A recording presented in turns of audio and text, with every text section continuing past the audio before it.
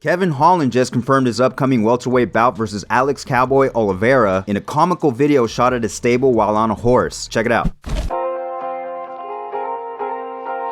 boy, they got me fighting Cowboy March 5th. Big Mouth is back, y'all, in full effect, too. I might have to come back just like the Trailblazer.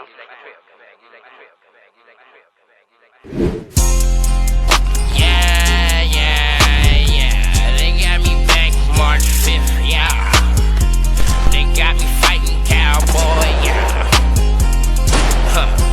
On the card with Volkanovski. They got me fighting Cowboy, and it ain't free. I got a bounty on his head, and it's 50 G's.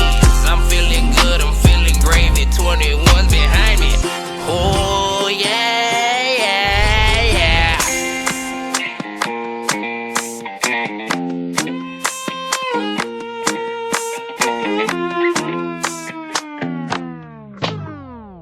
Kevin's last fight ended in a no contest versus Kyle Dawkins after a clash of heads caused the bout to stop. And before that, he lost his two previous fights, one being to Marvin Vettori and the other to Derek Bronson. Alex Oliveira has lost his last 3 straight bouts, with his last being versus Nico Price, which he lost via decision back in October. Jorge Masvidal and Colby Covington has officially been confirmed to go down at UFC 272 on March 5th in Las Vegas. This is one of the most anticipated grudge matches in a long time, as both are ex-teammates, an American top team, and even got one another kicked out for feuding outside the gym on multiple occasions. Masvidal returned and Covington chose to switch camps to MMA Masters. Covington last appeared at UFC 268, where he dropped a competitive 5-round verdict to Kamaru Usman on November 6th. Overall, Covington is 11-3 in the octagon, with victories over Damian Maia, RDA, Robbie Lawler, and Tyron Woodley. Masvidal, meanwhile, was supposed to face Leon Edwards at UFC 269 in December, but was forced to withdraw from the bout due to injury. Prior to that, Gamebred came up short against Usman in title fights at UFC 251 via decision and at UFC 261 via second round KO. Top welterweight contender Leon Edwards thought he'd throw out his opinion on the matter and said, "Two bums coming off losses," facepalm. And Alex Volkanovski versus the Korean Zombie has now been made official for April 9th at UFC 273 as the main event, while Aljamain Sterling will defend his belt versus Peter Yan in the co-main event.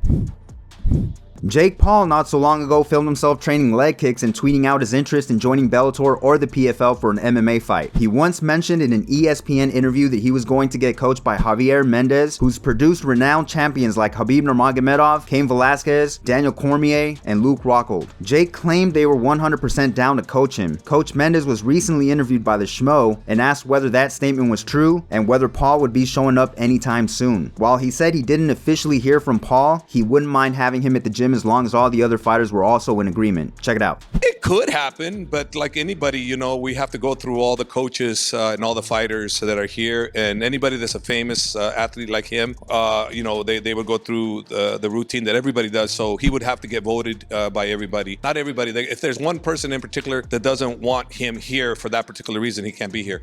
So everybody would have to vote. First of all, he's never asked. Now, what he's done is he's marketed himself out there beautifully. I love the plug he gave us. I think is a fantastic plug, and I think he's a fantastic person, and I think he markets himself fantastic. I love what he does. He creates interest. How can you not like a guy who creates interest? He created interest. I sent him a text of encouragement and a heartfelt message. I felt it was the right type of message to send because it was legit, and he in turn gave me a great return favor by talking about training with us. But reality is that no matter who you are, it could be the greatest fighter, whatever, you still have to go through the team to get consent to train with us. So that's what we've always done. So he has not been approved, has not been given consent to train here as of now. He hasn't been given consent because he hasn't asked. So it's not that he won't. I don't know. I just know he hasn't asked. And if he does get denied, he won't know who denied him because we don't say that. We just say, it's like not meant for you.